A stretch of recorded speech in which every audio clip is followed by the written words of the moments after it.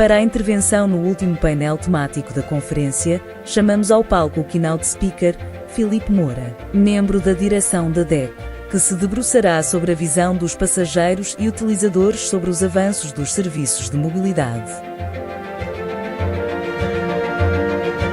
Compete-me fechar aqui este último quarto painel com uma breve discussão.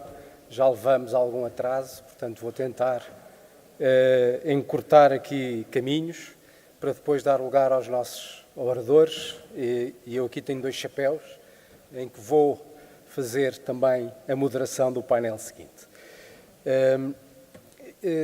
Vou passar aqui esta parte de apresentação e diretamente à questão da minha discussão. Eu tenho aqui este papel duplo, portanto, sou membro da Direção Nacional da DECO, mas também docente e investigador do Instituto Superior Técnico sobre estas matérias, portanto é um bocado difícil separar as coisas, mas portanto vou começar com um breve enquadramento, depois falar um bocado das reclamações que aparecem na DECO e as expectativas que podemos traçar para os utilizadores de transportes, depois uma pequena viagem sobre como é que nós tomamos decisões, para perceber um bocadinho melhor o que é que leva as pessoas a fazer as suas opções de mobilidade, para depois terminar de como podemos fazer alguma coisa neste contexto dos contratos de serviço público de transporte de passageiros. E, portanto, eu diria para já que vamos falar de quem usa. Até agora falámos de quem produz transportes, agora vamos falar de quem usa. Eu vou passar à frente esta parte do âmbito territorial, era só para dar aqui um enquadramento, a dizer que temos-nos debruçado sobretudo nas questões de âmbito municipal e intermunicipal, e os serviços de mobilidade são múltiplos, mas na realidade também estamos sobretudo a falar do transporte coletivo regular. Pronto, só para dizer que tem sido sobretudo isso que temos debruçado e as reclamações que têm chegado à DECO e aquilo que tem sido tratado na DECO é sobretudo nesse contexto. As etapas, uma nota da escala temporal que estamos a tratar, isto já foi falado hoje. De facto, foi um período de transição longo, 5 anos, começaram a surgir ao longo do tempo as autorizações provisórias, depois foram feitos os contratos, mas na realidade nós temos 4 anos com uma pandemia pelo meio e a primeira pergunta é, não será cedo da perspectiva dos utilizadores para fazer balanços? Eu acredito que tem todo o resto, sim. Na utilização, acho que ainda estamos naqueles saltos normais de quem está num período de transição. As pessoas gritam muito e depois vamos ver exatamente daqui a uns tempos como é que a coisa corre. Os contratos estão a correr, estão no início, vamos dar oportunidade ao sistema de estabilizar um bocadinho e perceber o que se fazer. E depois, na realidade, o que é que nós sabemos sobre elas? Nós só temos as reclamações e, como vão dizer, as reclamações não nos dizem, embora sejam importantes, não nos dizem uma boa parte da realidade. Portanto, do ponto de vista daquilo que a DECO recebe como reclamações, a realidade é que se mantém estável. Não vamos olhar para a pandemia, baixou tudo, as pessoas não davam, portanto, naturalmente há poucas reclamações. Estamos ali à volta dos 4.000 por ano e a DECO tem a particularidade de receber as reclamações das não respostas às reclamações. E, portanto, aquilo vai andando e depois, ok, vou falar com a DECO para ver se a coisa se resolve e depois tem intervenções do ponto de vista da mediação de conflito e é sobretudo essa a vocação da associação e, portanto, num universo de 100.000 reclamações que estão tratadas por ano,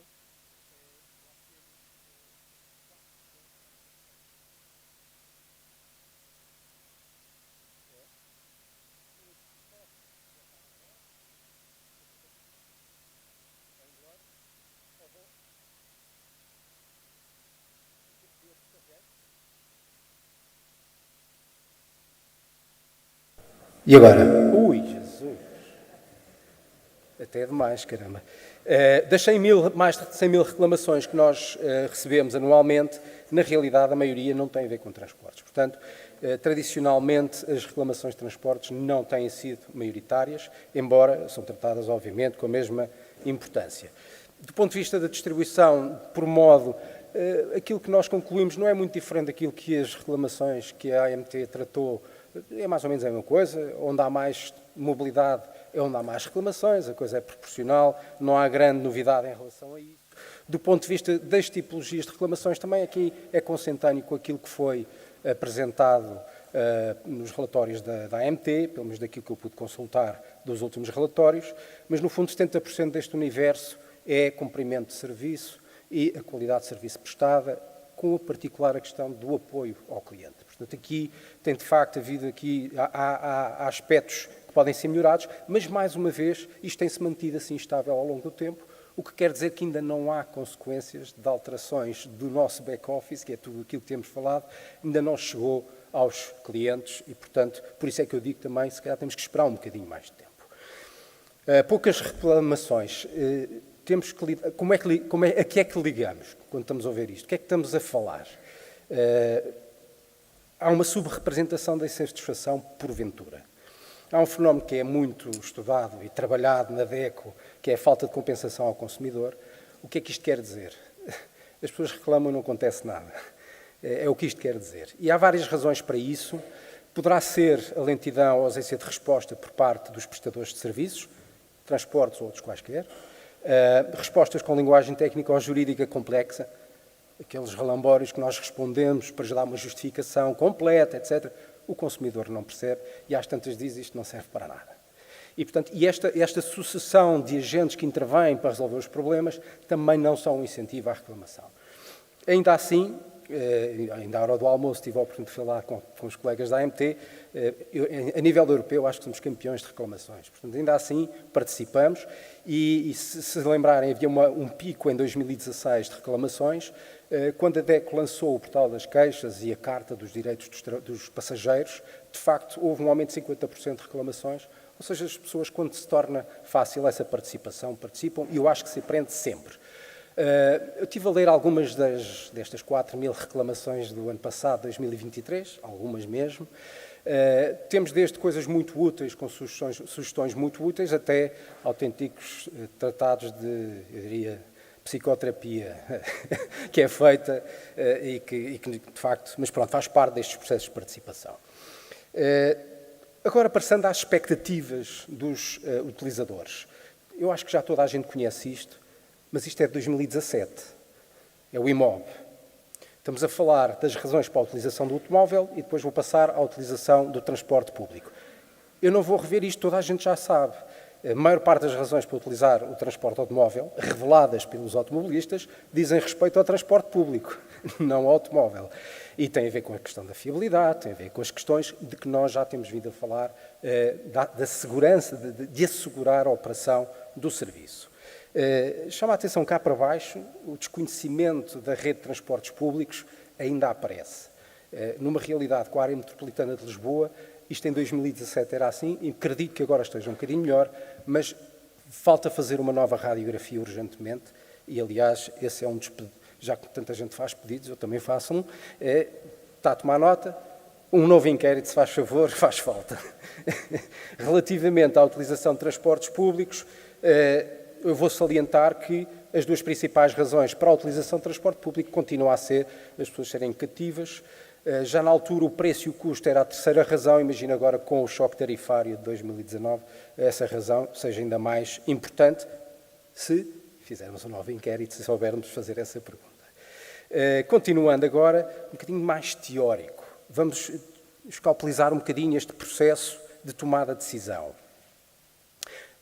Nós fazemos sempre a analogia com a hierarquia de Maslow, das necessidades das pessoas, fazemos o paralelismo para as necessidades dos passageiros. Nós, enquanto passageiros, temos uma primeira função, que é a questão das necessidades básicas, da execuibilidade, em função das nossas características, podemos ou não adotar um determinado modo de transporte, depois temos que ter acesso a ele, isso já foi falado aqui, ainda agora, o Dr. Bogas falou nesse aspecto, temos que ter acesso às coisas, nas várias componentes, não é só às questões do acesso físico, às paragens de autocarro, de comboio, de metro, o que for, mas também acesso às tecnologias, à informação, portanto, o acesso universal, e depois as questões de segurança, as questões do custo, e depois, no final, de quando todas essas etapas são asseguradas, então eu posso ter o prazer, o conforto, e eu diria também a realização pessoal, as preocupações ambientais entrarem na equação da decisão. Okay? E esta ideia de Maslow é que estas etapas não são transponíveis. Eu não posso andar com isto, passei para a frente e para trás. Tem mesmo que ser cumulativo. Isto entra no tomada de decisão como? Como sabemos, Nós fazemos viagens para para realizar uma determinada atividade, não é para andar de um lado para o outro só, e, portanto, vamos ponderar estes aspectos todos em função daquilo que nós somos, características demográficas, socioeconómicas e na fase de vida em que nos encontramos, e em função das opções que nos são oferecidas. Okay? Os fatores ambientais, que incluem o sistema de transportes. Isto tem depois aquilo que nós chamamos uma lente de percepção, e a lente de percepção é quem nós somos, onde crescemos, o que estudamos, com quem vivemos, com quem conversamos, e isto tudo vai mediar a construção de uma regra de decisão.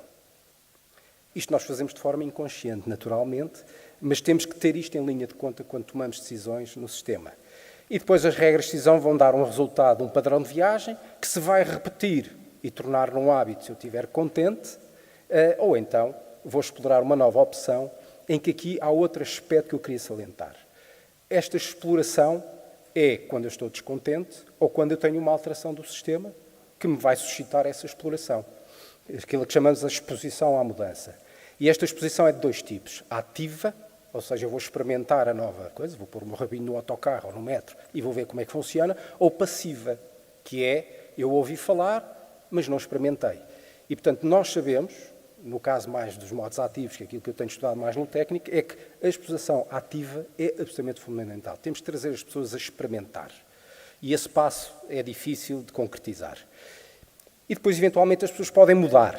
Aqui é o modelo transteórico de mudança de comportamento que é estudado nos comportamentos aditivos, alcoolismo, toxicodependência, por aí fora, e temos mais ou menos 6 etapas, muito rapidamente, aquilo que chamamos a pré-contemplação, que é as pessoas nem sequer ouvem falar da mudança, ou da alternativa de mudança, não conhecem, e depois ouvem nas redes sociais, há uma publicidade, os amigos falam, e então vou contemplar, vou considerar a nova opção, depois eventualmente preparar-me para experimentar qual é a rota de autocarro, qual é a rota de combinação de modos, como é que eu chego lá, se depois no final, no egresso, consigo chegar ao meu destino ou não. Portanto, vou estudar a coisa e depois vou experimentar e a questão é manter ou não manter para mudar de hábito.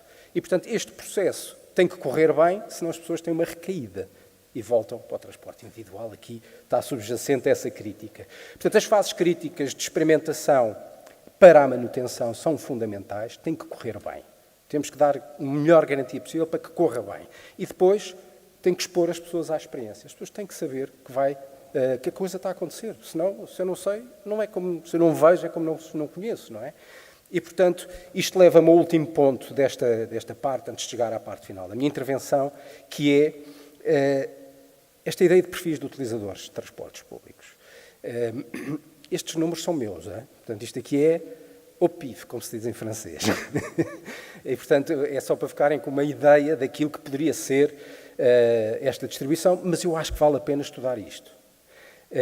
Na base temos os nem pensar nisso. Quero lá saber dos transportes públicos. Eu gosto é de andar de carro, ou de bicicleta, ou do que for. Não quero saber dos transportes públicos. Eles existem, existiriam sempre. Não é para esses que vamos nos direcionar, como é evidente. Depois temos os cativos, no topo, não tem alternativa. Depois temos os regulares, vamos tratar bem deles, e o PART tratamos bem desses, mas a cota modal não mudou muito com o PART.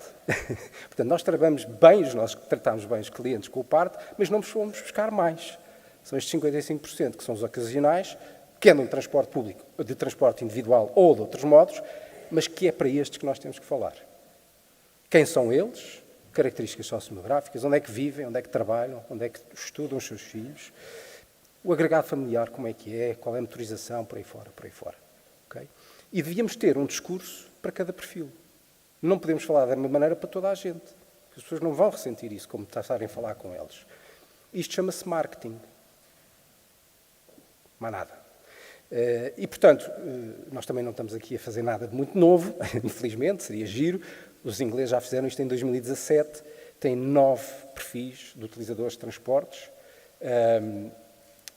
Desde 2017 estão a ajustar os planos de mobilidade em função disso. Portanto, têm tudo mapeado, sabem onde é que estas pessoas vivem, estão devidamente clusterizados, como se diz, não é? E têm um discurso adequado para cada um deles. Mais difícil de fazer do que dizer, sobretudo quando temos análises estatísticas de clusters, a coisa é difícil. E, sobretudo, em territórios menos estruturados, torna a coisa ainda mais difícil. Mas pronto. Para terminar, aqui estou a pôr aqui... É preciso ter muita lata, caramba. Eu vou mesmo acabar, até porque isto é uma área em que eu claramente não domino completamente estas matérias, mas, portanto, as competências e obrigações das autoridades de transportes são conhecidas, o guião que eu me socorri, de facto, está muito bem feito, na minha opinião, produzido pelo IMT, mas eu vou-me concentrar e sublinhar aqui a questão da monitorização da exploração do Serviço Público de Transportes Passageiros, a recolha de tratamento de dados está ali escrito, é uma obrigação, inquéritos à mobilidade, inquéritos de opinião, a promoção dos instrumentos de planeamento de transportes, estamos a falar dos PMUs, estamos a falar dessas coisas todas, e da divulgação de Serviço Público de Transportes Passageiros. Portanto, no fundo, produção de dados de operação, recolha de dados sobre comportamento, atitudes, preferências, aspirações dos utilizadores e, por fim, isto tudo para montar um marketing que seja eficaz para que, efetivamente, tenhamos resultados. Para terminar, como é que isto se verve para contratos? Eu fui simplesmente olhar para um deles, o lote 4, foi ao acaso, não é porque estava cá alguém que pudesse ter a ver com isto, e tem, de facto, um capítulo 8, avaliação de desempenho do operador, tem um indicador, os indicadores de desempenho estão lá, regularidade dos serviços, pontualidade, e depois tem do lado do utilizador, a perspectiva do utilizador, com as reclamações, com a satisfação, mas cuidado, e de facto a obrigação do operador ou da autoridade deve ser mais do que isso. Aqui estamos a falar dos que já usam. E os outros? Não estão nos contratos. Será que tem que estar? É uma pergunta que eu fiquei assim um bocado a pensar como é que isto se faria. Eu tenho a obrigação de ir buscar mais pessoas ou não? Bom, está lá o incentivo por incremento da procura na cláusula 54, no caso dos contratos da AML. Mas, de facto, nós queremos ir buscar os 55% em termos de mobilidade. O grande desígnio é esse. E, portanto, ficam estas mensagens. Obrigado. Desculpem lá os segundos a mais. E vou passar agora para o chapéu de moderador, convidando os restantes oradores a vir para o palco.